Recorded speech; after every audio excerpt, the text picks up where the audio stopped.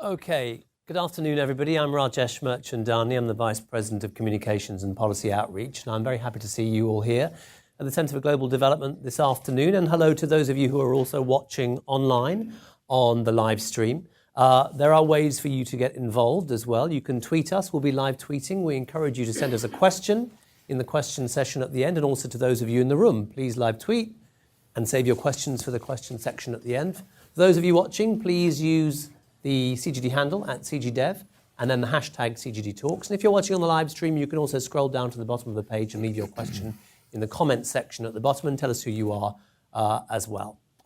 So, ladies and gentlemen, today's event is called The Conservative Case for OPIC. As we all know, the global development landscape is changing. Many countries that were previously poor are, well, less poor these days, and they're looking for more than traditional aid. As a result, there's growing demand for private sector investment to expand markets and spur private sector growth. In fact, that's kind of a central tenet of what we believe here in CGD, that the best way to help developing countries is not through giving aid, but actually through helping them create prosperous, stable, thriving economies of their own. Now, if you want to do that, a potent weapon is development finance, the deployment of commercial capital for public policy purposes. Whether the United States wants to encourage job creation, catalyze infrastructure investment, or help provide more opportunities for women in the banking sector, say, in developing countries, then we can turn to development finance. And guess what? We already have the tool, the mechanism to do it. Our panel are experts in that. There is the small issue of the backdrop, if you like. That is the skinny budget released by the Trump administration for the financial year, next financial year, FY 2018. It proposed eliminating funding for the Overseas Private Investment Corporation, OPIC, which is the US's chief development finance agency. Since 1971, OPIC has provided political risk insurance and debt capital to private sector projects around the world in support of US foreign policy and development objectives. And for nearly 40 consecutive years, OPIC has returned money to the US Treasury, not costing the taxpayer anything. So today, we're going to talk about making that conservative case for supporting US development finance and OPIC. It's a Republican administration that's proposed zeroing out funding.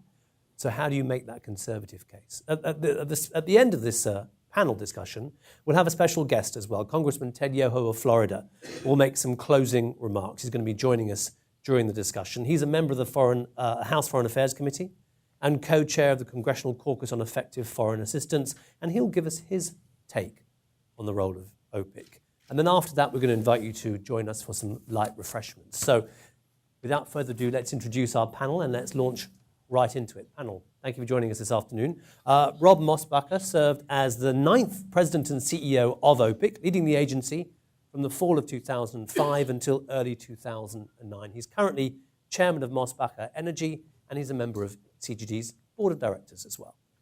Jen Olson on the end there. Jen spent years on Capitol Hill working for development champions, including Senator Lindsey Graham and former Representative Jim Colby.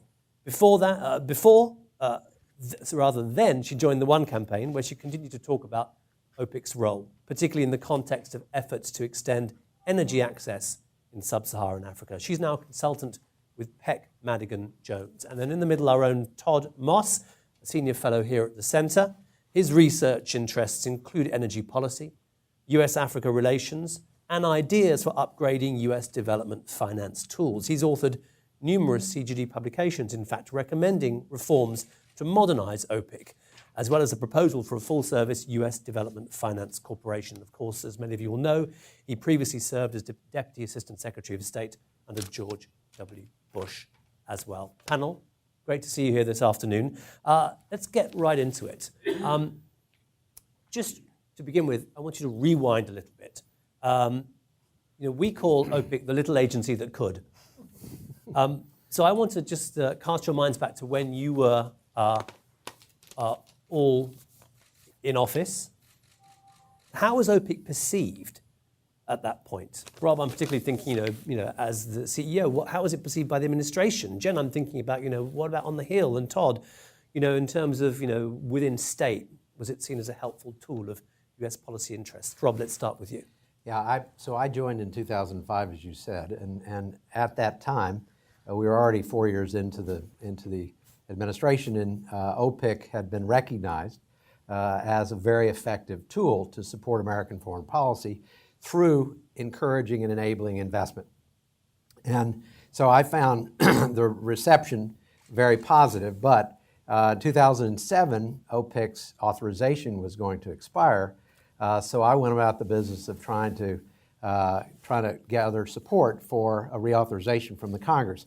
And I had lots of meetings with members of the House and Senate, and I'd say that at that time there were a few people who understood OPIC well, a larger group that understood OPIC somewhat, and a significant group that didn't really know what OPIC did.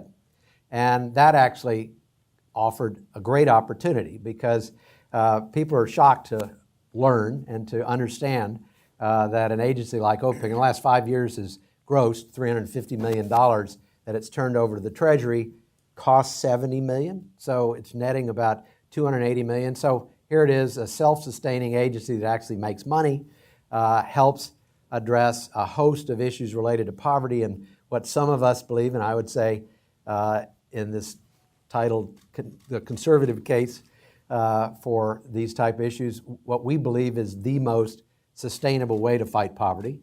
And so I'm convinced that it's a tool that people who learn about it come to conclude we ought to do more of this and not less. And I would just finish by saying I want to commend Todd and Ben Leo for the great work they've done in terms of writing on development finance in general, but OPIC in particular. It's wonderful. If you haven't read it, strongly recommend you take a look at it.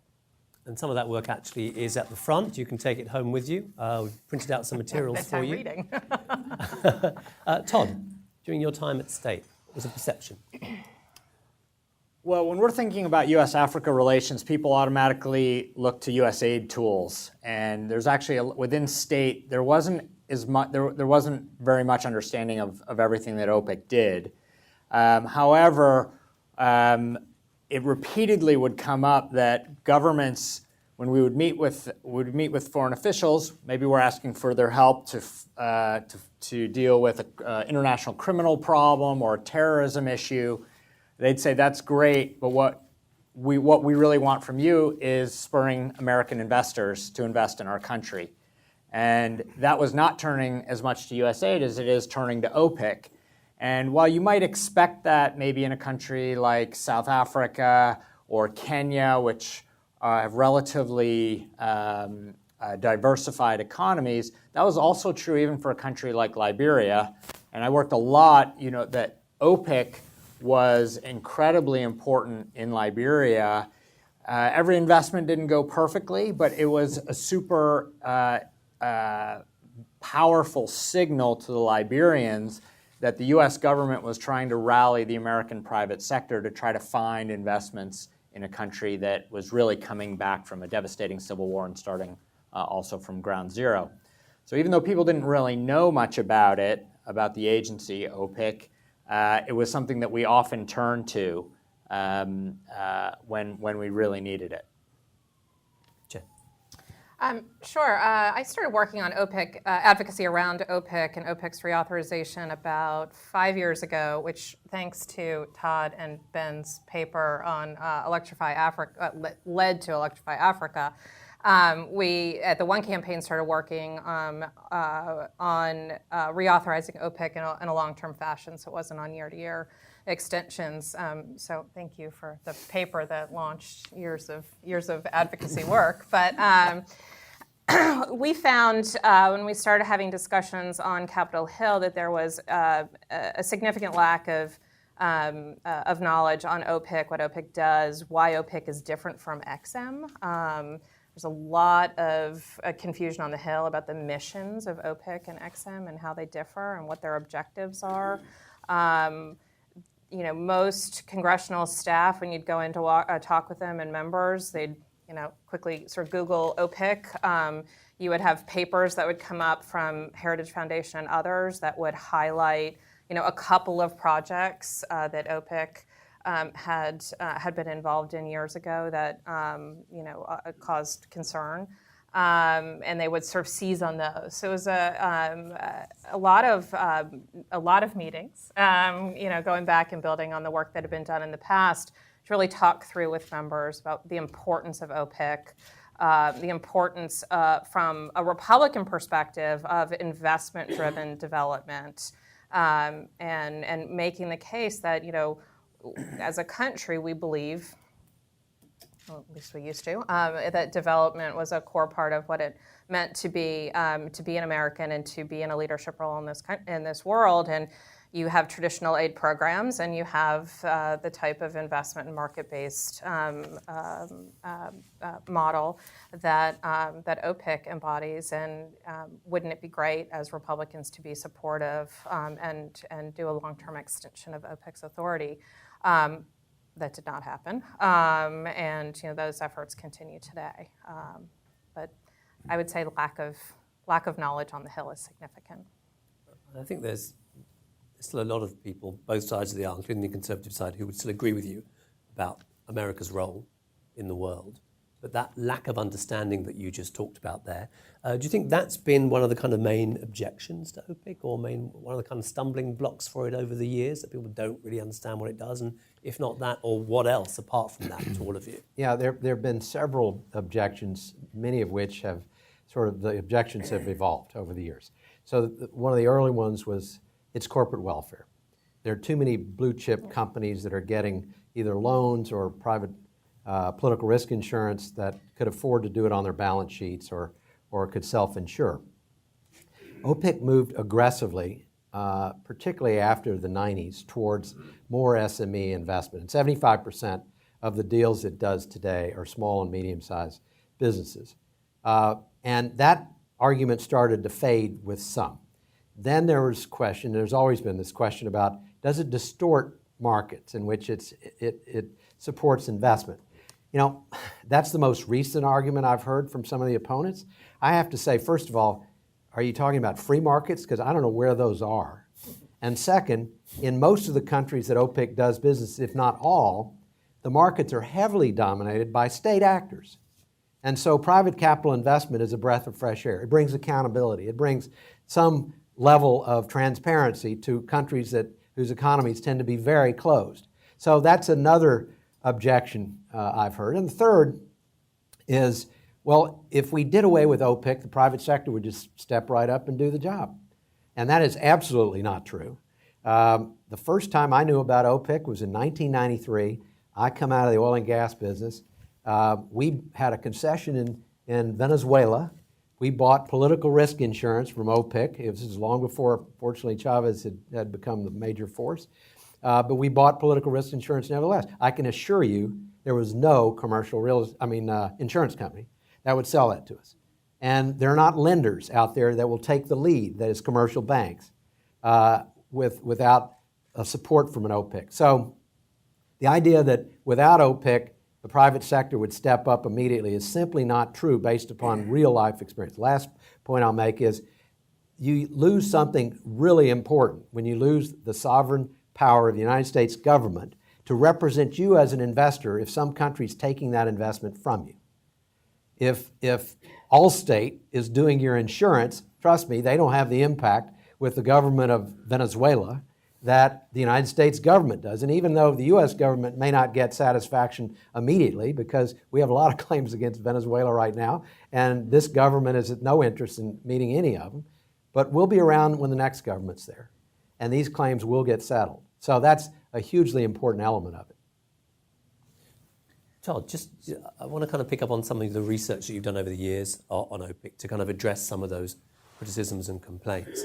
So do you want to take us through some of them? I mean, the idea of, does it displace the private sector? Does it distort markets, the corporate welfare argument?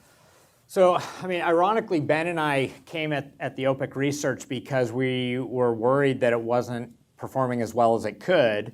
And in particular, we thought, well, let's see if we could do some analysis around how well is OPIC performing, and is it are these criticisms about corporate welfare and other things valid? We actually couldn't answer it based on the way the public information was available. So I don't know if Jared is here, but Jared scraped everything we could get off of the web and built something called the OPIC scraped database, portfolio database. See, there he is.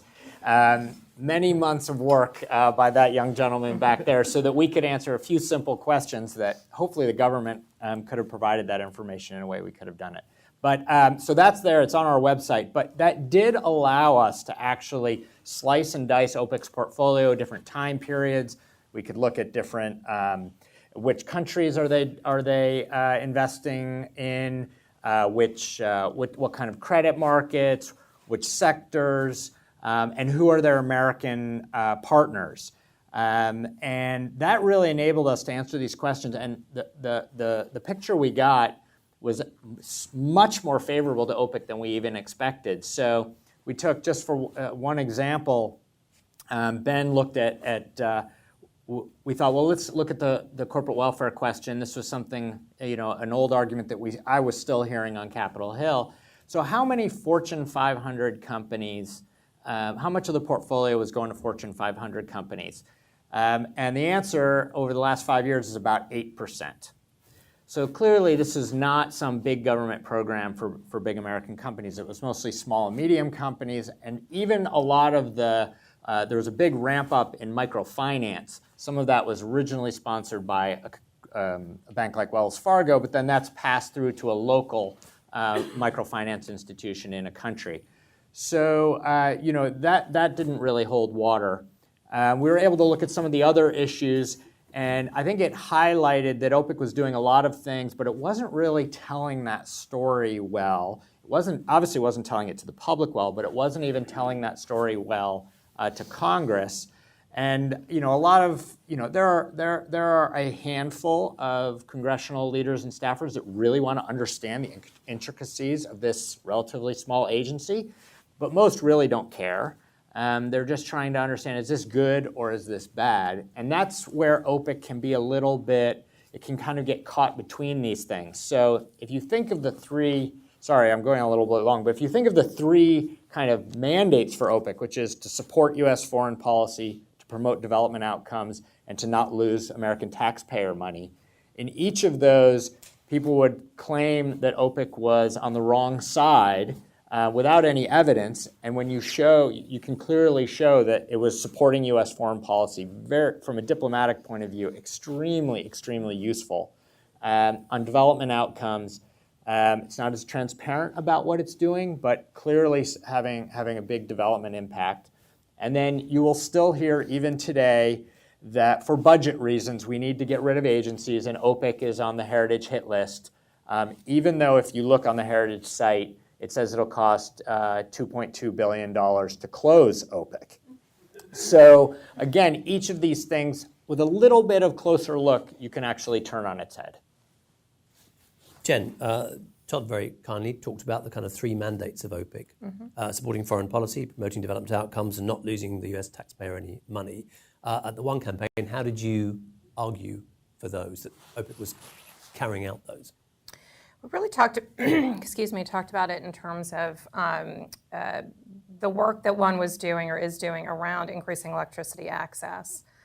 We were making the case that from a development perspective, dealing with the root causes of poverty, lack of infrastructure, particularly energy infrastructure, was really a driving force behind. We could be doing so much more on development if we if we were dealing with the fact that there are 600 million people in sub-Saharan Africa who lack reliable access to electricity. So we went in with that as the entry point, and then we talked about all of the different levers of the U.S. government and the private sector and what they could do together to help alleviate energy poverty. And so we came at it less about OPIC and more about solving a problem and how OPIC is an important tool in that toolbox. And if you took OPIC out, what would that mean? And that would mean, less private investment coming in. It would mean not achieving the development goal. that I thought was actually a fairly effective way of talking about OPIC and distinguishing it again from XM. So I keep coming back to this point, but you have to remember so much of the debate in Washington has been around XM and what to do with XM.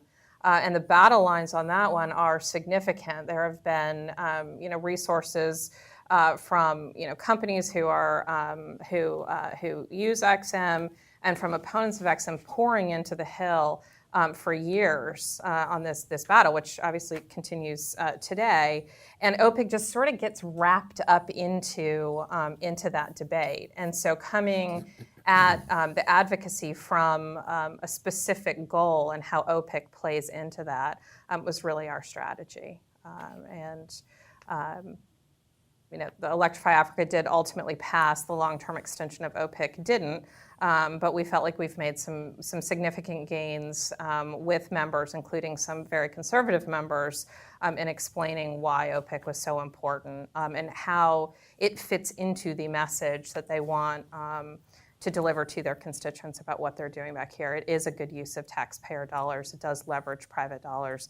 We want to help create stable markets with one's advocacy, particularly in Africa, where we can sell U.S. goods. I mean, there's an argument that can be made to your constituents, when you're talking about OPIC, that can be a little bit more challenging to make with more traditional aid programs. So actually, it's good there because you kind of brought me on to my next point, which is, okay, let's start bullet pointing, if you like. What is the conservative case for OPIC? You've kind of highlighted some of the issues there. I want to bring in the other guys on the panel as well. So let's kind of add some more to that. So Jen, you talked about, I'm trying to read my own writing now, leveraging dollars, taxpayer dollars, good use of taxpayer dollars, creating stable markets as well, creating markets for American goods as well. So it's like 4 bullet points. Let's add some more to those. Well, let me try to provide, for me, sort of broader context here. So, I think those of us that support today's OPIC or an amped-up OPIC believe that foreign direct investment and OPIC facilitated investment is perhaps the most effective way to fight poverty in a sustainable way. But it's not to displace foreign assistance. I mean, smart and effective foreign assistance has its role, but private capital investment has its role.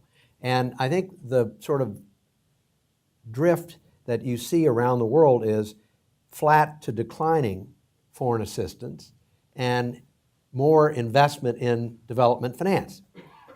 So even though I don't personally, put a great deal of stock in these broad goals that are set, that whether it's Millennium Development Goals or the Sustainable Development Goals, as something that's more than very aspirational, nevertheless, there's a growing recognition among those who write these things that private capital investment, private sector-driven economic development is an absolutely essential piece of ever getting to the kind of poverty reduction that we hope for. So then the question is, how do you do that better? And OPIC, for instance, would be better if it were more like many of its other development finance sort of peers. Some, if not most, have the capacity to take equity in deals that they're financing. They have small grant authority, so you could take a project that's almost biddable, but you need to spend a little bit of money on engineering or feasibility to get it to the point where you can bid on it or you can develop it fully. First loss capacity. Talk about leveraging public sector dollars and having a huge private capital impact.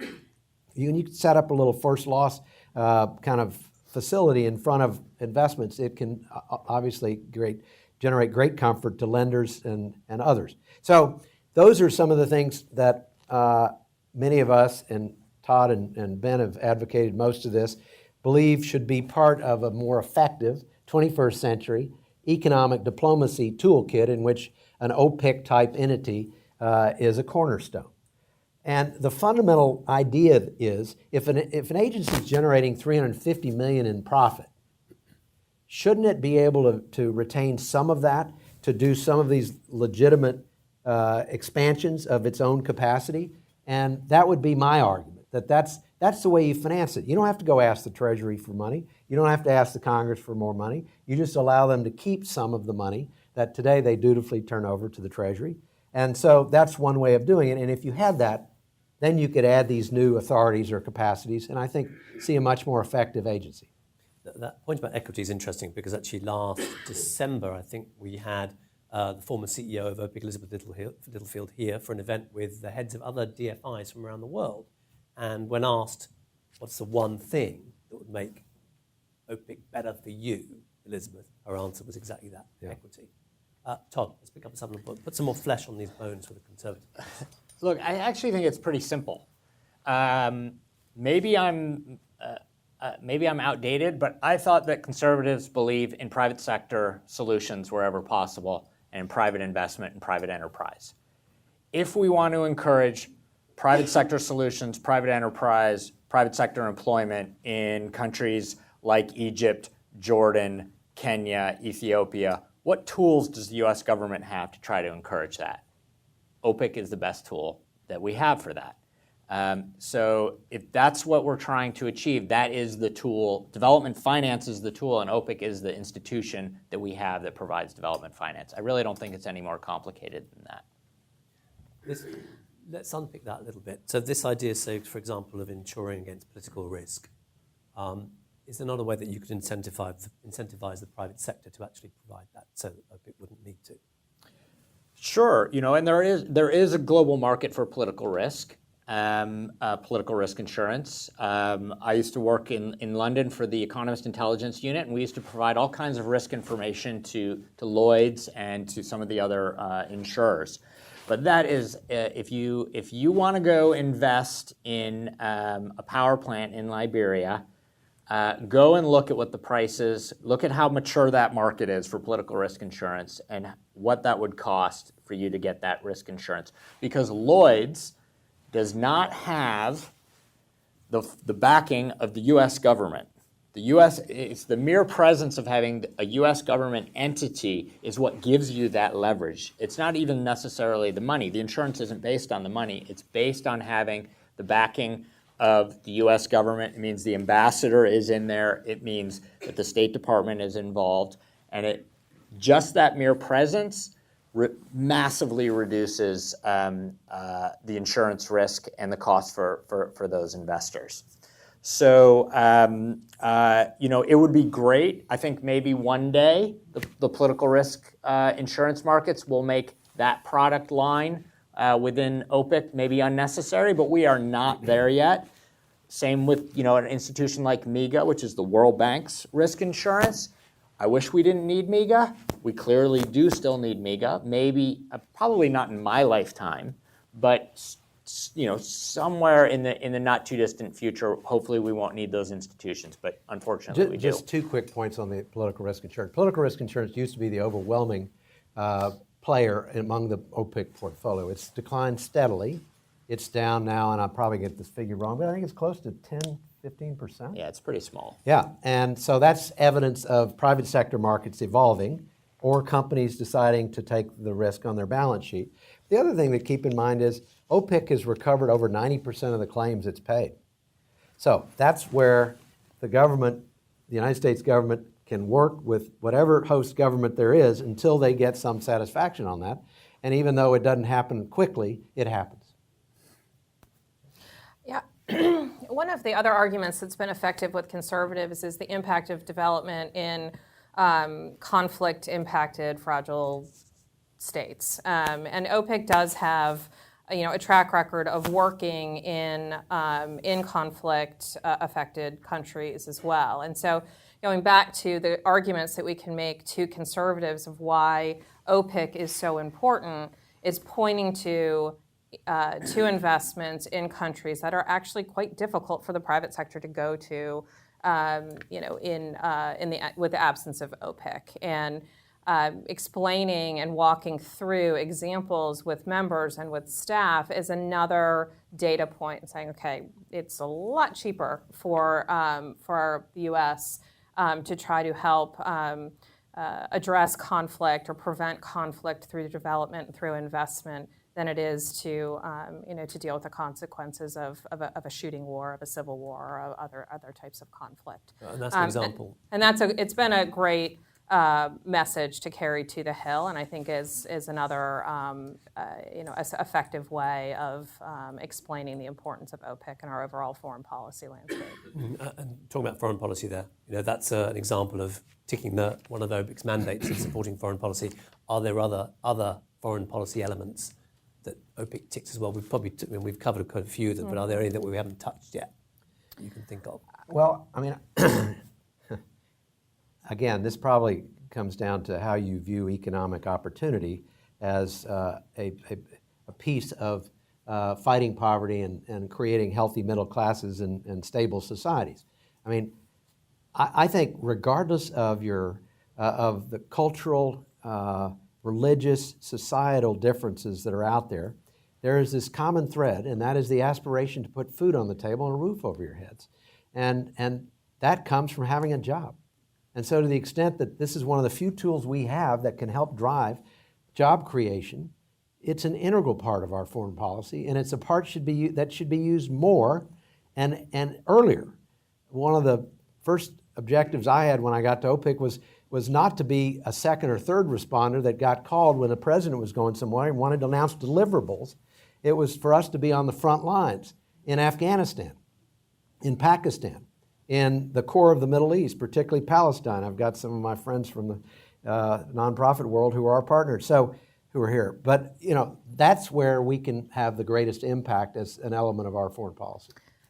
And I would say as well, adding to that, if we don't have OPIC, and it is not one of the tools in our toolkit, other countries will step forward. They have, and that is you ceding American leadership to China, to India, to other countries that are doing these types of have actually much larger, much stronger development finance institutions than the United States does. And that's another message that we've tried to use to communicate to the Hill the importance of OPIC in just America's leadership and projecting that leadership and those values around the world. What are you hearing from the Hill? What's the reaction? Not just from the Hill, but from the administration, from OPIC clients. What's the response right now? Let's take the temperature. We were talking earlier, I think OPIC, unfortunately, is everybody's 9th priority right now, given everything else that's going on, which I suppose could be a blessing or a curse. Out of 10 or 10? Yeah, exactly, out of 5. So I think there is so much concern, concern on the Hill in particular, and certainly within the development community and others about the direction of the administration on both the budget and a State Department, USAID reorganization, that there's just, as far as I can tell, not a lot of conversation going on,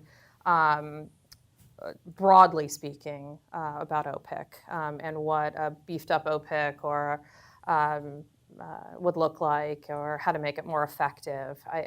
It's not a front burner issue for most members.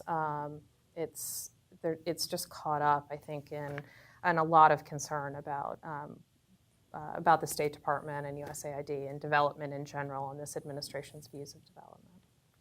I've not had any conversations with the administration personally with them. Yeah, so I think, reaction to blogs and op-eds. I've gotten calls from CEOs of companies that rely on OPIC for expanding their markets in emerging markets, and they're pretty upset by the skinny budget and asking what they could do. And I said, call your senator and tell them.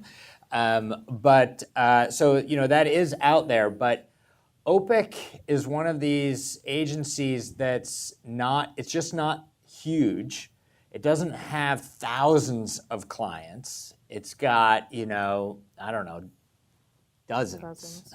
So it's not that you're going to see this popular groundswell, and given the environment where there seems to be a lot of emotional issues out there right now and a very partisan, rancorous political arena, OPIC is just not going to ignite passions and a couple of CEOs can call and try to make nice sound arguments, but that's not going to get you up near the top. So I think that the way that this is going to, the way that we're going to get to a favorable outcome, I hope, is a combination of quiet encouragement by making these rational arguments and going through by taking down the objections, which frankly none of them hold any water, and hopefully that'll get through,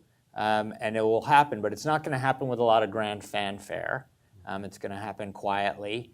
And hopefully that's also an opportunity to implement some of the reforms that Rob mentioned to try to make OPIC bigger and better, more effective at all of the things that we want a U.S. bilateral development finance institution to do. And a favourable outcome for all of you panellists would be that it just isn't zeroed out, or that actually it's what you've proposed, Todd, which is an unleashed OPIC, a bigger. Well, you start without zeroing it out. I was going to say, I feel low. But that's actually not an option. I mean, there are $22.5 billion of outstanding obligations out there that OPIC has signed contracts on that have to be looked after carefully and to protect the American taxpayer, among others. So you can't just shut the doors. I think, let's defend the ground we've conquered, but let's work on higher ground, because I think there is growing recognition of the potential it has. I go with protect OPIC first. Again, all of this is likely to happen in an appropriations context, right? The extension of OPIC's authority, any of the reforms, it's highly, highly unlikely that there would be some kind of standalone OPIC reform bill that would go magically through Congress and get signed into law by the president. So the question is, of the advocates for OPIC and for a beefed up OPIC or a reformed OPIC, what's everybody pushing for in that appropriations context? And what is the receptivity of Senator Graham and Leahy and on the House side, and really to start that conversation. And it is in all likelihood going to be baby steps. So the first year, protect OPIC, maybe make some modest reforms, and then build from there. But given the chaotic sort of nature of what the foreign ops bill is going to look like, it's hard to see any real fundamental reforms or beefed up OPIC happening in the short term. Do you think this kind of traditional conservative approach that you've kind of all very well laid out is going to be enough to convince the administration? Do you think there's other arguments that they need to hear, or what might help convince them going forward? Well, I think there are administration priorities that this fits very well into. One is economic opportunity for American businesses. I mean, you want to 95% of the customers in the world are outside the United States. I mean, do we want to cede competing in all those markets because we're not going to help our companies mitigate some of the risk? If you go back to the comment I was making about the importance of people having jobs, and if you think violent extremism and terrorism is a major threat to our country, then be part of helping address some of the financial or economic conditions that lead to a drift towards violent extremism. So I think those are a couple areas. And the last one, there's a very important article on the front page of the New York Times on Sunday about China. China has a very smart, sophisticated strategy to be a development player, particularly of large infrastructure. And the United States is losing ground daily to Chinese capacity to move quickly in markets all over Africa and the Asian subcontinent. And so, I'm not hung up on containing the Chinese, because I think a lot of what they're trying to do is good for these countries, but we can't afford to be AWOL. We can't afford to be nowhere to be seen. And so that's another reason why this administration, no matter what their view is on China today, ought to be interested in trying to contain that influence. I don't think that any administration is monolithic. So there's going to be competing factions that are going to be in contradiction with each other, and this is a perfect example of that. But I think you can make a business case. I think you can make a national security case. I think you can make a budget case. And I'm a little bit more hopeful than Jen that if we can kind of salvage it, a lot of the reforms that we're talking about are not big. They're not, none of them have price tags, and they're not big. They're actually little, kind of nerdy little rules, consistent with CGD's often recommendations. It's like little nerd tweaks to the rules that most members of Congress could care less about. It wouldn't appear anyway. They would be totally unaware, and you could actually get a pretty big bang for. Well, now for these they're little, aware. So. Well, we'll see how many of them are watching. And just to underscore what Rob and Jen said about other countries stepping in, it's not just about the Chinese. Actually, a lot of the Europeans are also tooling up for development finance. They see that this is the future. And so it's not just that the Chinese are going to beat us, the Dutch are going to beat us. Is that really, I just see that entirely inconsistent with American global leadership. I see that inconsistent with America's values in terms of promoting the free enterprise model. And I see it as entirely self-defeating if we just unilaterally abandon this tool. All right, well, with that panel, I think I'm going to open up to questions from the audience. I did get a message a few minutes ago that, unfortunately, Congressman Yoho has had to cancel, and so will not be joining us. But it doesn't mean that we have longer for audience questions, so get your teeth in. And then I'll take probably 2 or 3 questions, and then we'll kind of put them to the panel. So if we have a couple of mics going around, if I call upon you, please stand up, say your name, your affiliation, and then I invite you to skip over any long statements directly to a question. Let's have this gentleman, let's have this gentleman, and then that gentleman. CGD family, hold back, we'll come to you later on. Is this on? Okay. Thank you. Very, very interesting. My name is Bob Rabatsky. I work with a project that USAID funds. It's called Feed the Future Partnering for Innovation, and we invest in companies that are trying to do work in the smallholder farmer sector, and in fact, OPIC is actually co-funding one of our projects in Benin. Very, very interesting cash flow statement you guys have. It seems to me that you could probably do better without the U.S. government's hand in it. Make the argument why you want to stay in the U.S. government and why you don't want to privatize, given all the money you're making. Okay.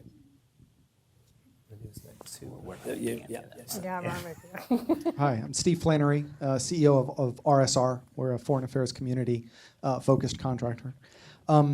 So as you're building this 21st century economic toolkit with all the great new energy and momentum, I'm wondering what the thoughts are around a consolidation, where perhaps there are a couple of pieces that would come together into maybe a net new presence that could fulfill the mission of OPIC, but also some of the other areas that have been targeted by the administration and how you view that.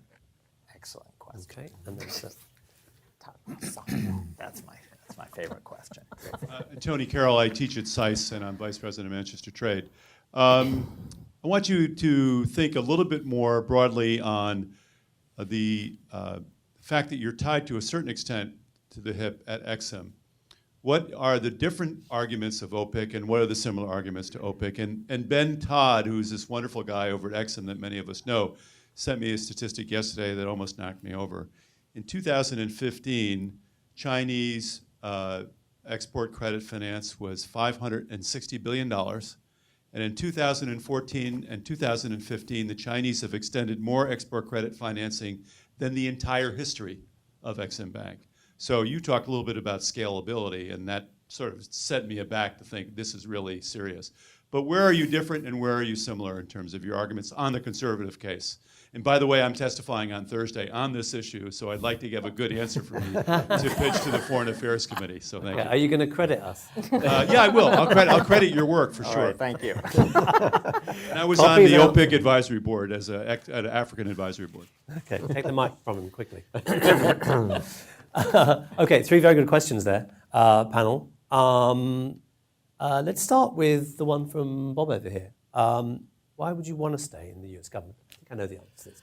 Yeah, well, because even though you try to operate as much like a private sector business as possible, you're a government agency. And so for the same reason I mentioned that if you buy political risk insurance through Zurich or one of the international insurers, they could sell it to you at a high price, but they can't represent you with the same force of a sovereign to sovereign. So you need the protection of the U.S. government. You need the risk-taking potential. You need the ability to, in effect, develop a portfolio of projects in which if some don't go well, you nevertheless are making money on most of the rest of them, so you're kind of covering your issues. So there are enormous advantages, I think, to staying in the government. And as I said, on a privatization issue, I can assure you, banks that have been asked, would you step up and take this risk? The answer is no.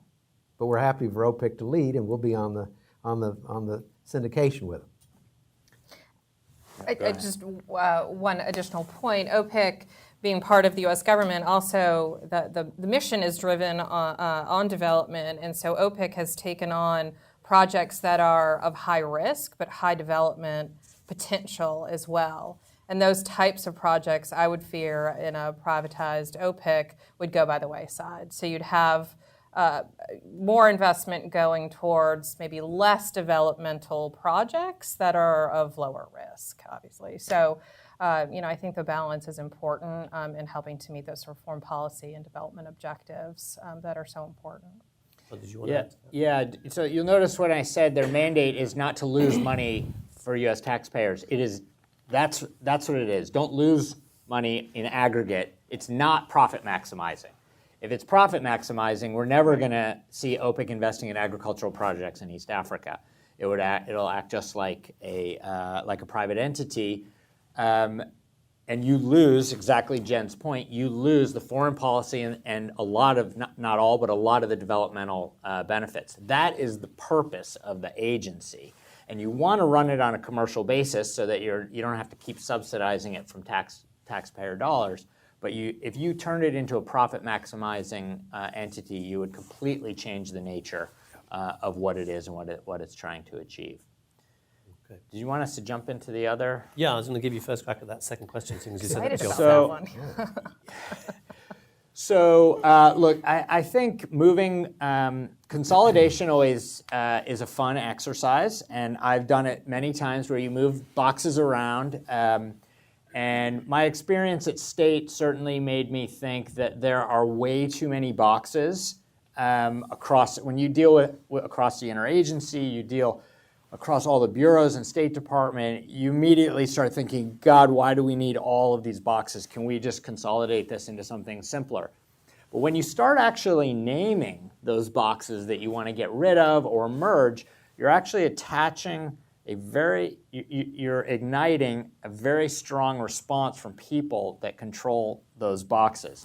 So whenever you do this, you immediately create enemies. So we often try to talk about this in the very abstract sense. But I'm going to not do that in that I think that, in the work that Ben and I have done, we've highlighted certain programs across the interagency that are good programs, but that would make sense if you were starting from a reform perspective under the same roof as your development finance institution. And my two favorite, one is the Development Credit Authority, which is within USAID, and the other is not all, but a good chunk of the portfolio of TDA, which does the feasibility studies. To me, just logically, it makes sense. Why not have one agency that does the feasibility studies to help create the pipeline for your investments, rather than worrying about interagency coordination, which I think that phrase just gives everybody a bit of the willies if you've experienced it. Just to add to on the consolidation, I think we have to be very mindful of how to make private sector interaction with the government as user-friendly as possible. The more we can get to something that's tantamount to one-stop shop, where businesses kind of go in through a single door, and then perhaps they are sent somewhere else only because OPIC's broader authority doesn't cover something, the better. I would often run into OPIC clients when I was president, and they would complain that we weren't moving fast enough. And I'd say, well, we are the U.S. government. And even though we may be more nimble and more agile than anybody else in the government, we're still the U.S. government. So, we'll do our best. But we can do a lot better in terms of making it more user-friendly. And I think one-stop shop would come with consolidation. Let's get some responses to the question from Tony over there. Actually, sort of two parts to that question, I think. The first part is differences and similarities with EXIM. But also, I like the point you made about scalability and the $560 million from the Chinese. What's the kind of feasibility for OPIC scale? Well, go ahead. This goes back to the education on the Hill. So what is the mission of XM? What is the mission of OPIC? And those missions are quite different. Incentivizing and promoting exports of U.S. products and therefore creation of American jobs is different from helping to achieve development and foreign policy objectives and using the private sector as a way of achieving those goals. It's not, I don't think, any more complicated than that. It's just a matter of getting members and staff who are busy and have a million things on their plate to actually sit down and think about the differences. And for all of the reasons that we've talked about why OPIC is a good idea, sort of once you've distinguished it from XM, you found there are a number of members who don't think XM is a great idea, but who actually understand better what OPIC does now and are supportive of OPIC's mission and like talking about the private sector's role in development. Foreign Relations just held a hearing last week, I suppose it was, on the private sector and the private sector's role in development. This is not to suggest in any way, shape, or form that the private sector can do it alone or that we shouldn't have all of the sort of traditional aid programs that we have, but to talk about, OPIC as sort of a piece of that. So education on the Hill is the key, and going in, and it's office by office, and it's not complicated. It just takes a tremendous amount of time and effort to go in and to make the case. And some offices you're going to be successful, and other offices you're always going to get that heritage paper that's going to come back and talk about the Ritz in Istanbul. And you have to just kind of push through that and explain, okay, there are these projects, but here is what's going on now. Here are the priorities of OPIC, and going back to energy poverty is a very concrete way of explaining the importance of OPIC. It gives people a goal that we're trying to reach that everyone can understand and explain how OPIC plays a role in that. Others? I think Jen explained it pretty well. Yeah. Does that give you something that you can use on Thursday? I actually, if you haven't seen it, Ben Leo actually has a great blog post on our website that's about why you shouldn't merge in your mind OPIC and X and why they're so different, and we should think about them differently. So I recommend that. Okay, let's get some more questions from the audience. Let's get this lady there, and then the man at the back as well.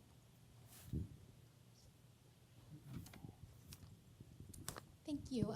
Hi, my name is Shira Akhtar. I'm with the Congressional Research Service. I had a question about OPIC's environmental policies. You sometimes hear from the business community that OPIC's environmental policy, and particularly what some have called the carbon cap, have been a stumbling block to folks accessing OPIC support. And I'm wondering, from your perspective, to what extent it is an issue, and then how the appropriations rider that's been in that OPIC language in recent years has changed that, has affected OPIC's ability to support coal-fired, power plant financing, things like that.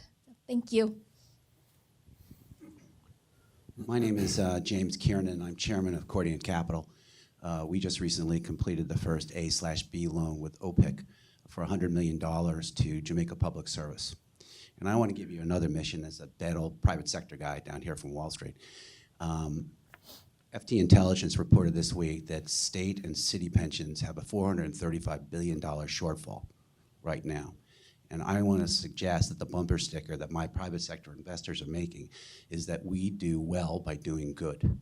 We need to meet the returns for the private sector to fill that gap in pension funds and other things. And the American monies that are available is finally starting to realize that OPIC, not USAID, not XM, not Millennium, is actually the vehicle because of your public-private partnerships. And I just want to suggest, can we make that case to the Hill about trying to have U.S. providers of capital funding the shortfalls, whether it's the state of Connecticut, the Chicago teachers, CalPERS, and the rest? I just think that's something we need to focus on working with OPIC, and how do we take that message? And is it a good message? That's interesting. Well, let me start with the first question about environmental impact. So as a basic part of every single project that OPIC does, there's an Office of Investment Policy that has a piece that focuses quite extensively on the environmental impact of a project. As it relates to the carbon cap, when I was president of OPIC, I committed to reduce OPIC's carbon portfolio by 20%. It then was increased to 50%. However, because many of these projects that particularly gas-fired power plants have fairly long lead times in terms of their development, I am told that the cap has not ever diminished or impeded a carbon project from going forward that otherwise would have been acceptable. Now, OPIC hadn't done any coal deals in a long time, and today international financing for coal is very challenging to find.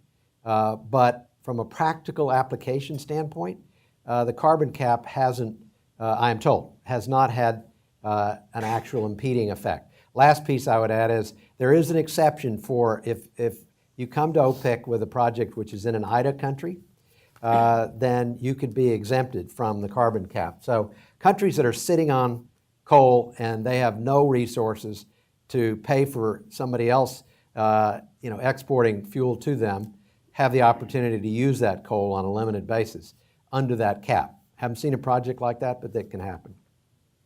I would just say to that point, there are those in the private sector who would argue that the reason the cap has never been hit is because they've always been discouraged from OPIC for pursuing projects that would cause the cap to be reached or exceeded. Now, whether or not that is that there were enough viable projects that would have hit that level, there were those that would tell you that the reason that we never hit it is because there was that pressure coming from OPIC over the last several years to discourage those projects. But from a political standpoint, the politics around the carbon cap and around environmental policies at OPIC are complicated and certainly have created problems in the past in terms of OPIC reauthorization and justification for renewing OPIC or for expanding OPIC. That there are many who believe that particularly with respect to energy investment, that this should be a country-driven, addressing energy poverty should be driven from countries themselves. So less about the United States sort of pushing a particularly environmental policy on a country, but more about the demand from that country for a certain type of energy. So having the carbon cap in place was made Electrify Africa more complicated and more difficult to pass, certainly. Even though the legislation in and of itself was technology neutral by design. And this issue is going to continue to be a hot button for OPIC one way or the other. You're going to have Democrats who are going to be insistent that the cap exists. There are going to be Republicans who are going to be insistent that the cap go away. And what we're going to end up with is the language that's been in the bill the last couple of years, would be my guess, is the sort of compromise position. But it's a major issue politically. So my experience in trying to navigate the politics of the carbon cap issue are that the principal protagonists in that battle have zero incentive to make any compromises. So you have particular faction of the environmental wing, which says absolutely no, zero public support for any fossil fuels. We will not compromise on that no matter what. We don't care how poor those countries are. We're not going to use public money in any way to support any fossil fuel investments. On the other side, you've got the coal lobby, which says it's all about coal, even though coal is, not going to be part of the OPIC portfolio, even if it was written in that OPIC should do coal projects. The chances that there'll be any, much less a significant part of the portfolio is, I think, exceedingly small. So it's kind of a lot of symbolism politics, and OPIC is caught in the middle, and the investors that want to make investments in these low-income countries that are desperate for power are kind of caught in the middle. And so, this compromise that did not get worked out through negotiation, but just in practice, is kind of where we are. But I find it as somebody who's looking for policy solutions for U.S. foreign policy and development problems, I actually find this exceedingly frustrating. We are sitting here with air conditioning and lights. 95% of the power in Washington, D.C. is fossil fuels and nuclear, 95%. And we're talking about, telling Liberia that, really we shouldn't allow Liberia or Senegal or Tanzania or Mozambique. These are countries that have virtually close to zero electricity generation. Not Liberia, but the other three all have massive natural gas pockets offshore that is going to be developed, and it will either all be exported, mostly to Asia, or some of it will be used for domestic energy production. That's the question there. It's not whether it's going to stay in the ground. Those pockets will get developed. So I find it actually kind of frustrating, but that's the Washington that we live in, unfortunately. Slightly on the topic. Yeah, on the veering into something that we know you feel strongly about. But it's one of those issues where the OPIC carbon cap is kind of where the rubber hits the road on that, and where the hypocrisy, to my mind, is just so obvious and shameful. We do want to hit the other question on the pension funds, though. So, I think that is a fantastic question. I know that it's. And I don't know if Rob will have. I'm sure Rob will have much more sensible to say. But every issue that has been looking for private resources looks at the massive institutional investment out there, and has tried to find instruments. I remember, I think it was Bob Zoellick saying we're going to try and get 1% of U.S. pension and institutional investors to co-invest with the World Bank. I don't know how that went. But it's been something where I think the instrument nut has been a bit tough to kind of to crack. But it is an obvious opportunity out there. Yeah, I would add to that I don't think there's a shortage of capital out for deals. That's not the problem. The problem is structured deals where there's a comfort level. And the more we can standardize investments, the more we can create portfolios of investments in which you're maybe, kind of subsidizing a deal that may go bad in one place, but you have 6 or 7 other deals in the portfolio, so that on balance the return is acceptable to pensions. The more I think we can implement that or attract that kind of investment. I think it's a challenge. Part of the problem is, we've evolved from a point where some of the people who are in a position to actually be leaders on creating new structures, on using pension funds to fight poverty, nevertheless are somewhat ambiguous or even opposed to wealth creation as a way of fighting poverty on the theory that it's just bad. And so you haven't had the kind of leadership that you should have. But I think as we look at the evolution of official development assistance having plateaued or declining, then it's incumbent upon many of us to find new structures and vehicles that could give the comfort to the pension funds that they need. Okay, well, we have time for one more question. I'll just note that we've had 4 questions from men and 1 from women. So if there's a woman who wants to ask the last question, I'd be very grateful to take it. Ma'am. Okay, so I'm under pressure, I guess. But It's the last question as well, so it's got to be good. so my name is Cindy Paladinas. I work for the World Bank, and I was actually curious because the MCPP structure is trying to. I don't know if people here are familiar with the MCPP structure, but it's the managed co-partnership facility. Do you know it? Co-lending facility, sorry. But it's a new structure that's essentially trying to have institutional investors and other investors co-finance World Bank IFC projects. So it's one model that perhaps something like OPIC might want to look at. And I'm sure that there's other models out there. I know IBRD obviously is quite interested in engaging OPEC and investors, Western investors, into co-investing in emerging market infrastructure. I guess I didn't know if there were any ideas within the OPEC space of how to work more closely with the World Bank. I know you mentioned that MEGA perhaps should be eliminated, but No, I wasn't suggesting. but I wasn't sure if that was calls the to follow. conclusion, or if there was an idea, especially in this space where OPEC is being threatened, whether working with multilaterals would be of benefit. Yeah, let me say quickly, OPIC does a lot of financing with other IFIs. On the private equity side, we're constantly criticized because OPIC's participation in private equity funds is always a senior secured debt. And so, and it has the right to come out first. It gives up certain profits, but it is assured of its debt. And so if we were going to do more, then I think we need to change that requirement, because I know the IFC gets angry about that, the Europeans get angry about it, and it's something that is stable and predictable, but it's not necessary.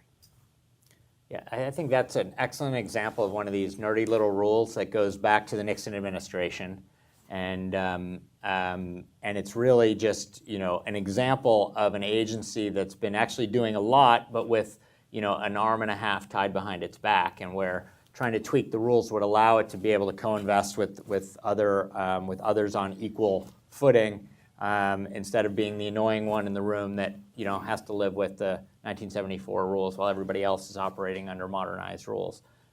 So, we'll see if we can try to get something like that done. But that would start to open up the box of being able to do other things that they can't currently do. Anything to add? No, I applaud the spirit of trying to change your nerdy rules to do more with OPIC at a time when we've got an administration that's trying to kill it. And I think we have a lot of, sorry, it's true. We have a lot of work to do to be able to go to a core set of members and make the nerdy arguments about the nerdy little points that can help help in our overall sort of foreign policy, meeting our foreign policy objectives. So a lot of work to do. That's why we needed you on this panel. Yeah. Okay, panel. Well, on that note, I'm going to thank you all. And audience, thank you for joining us. And I'm going to invite you to thank our panel. Have a good afternoon. And please do join us for some refreshments out back. Thank you.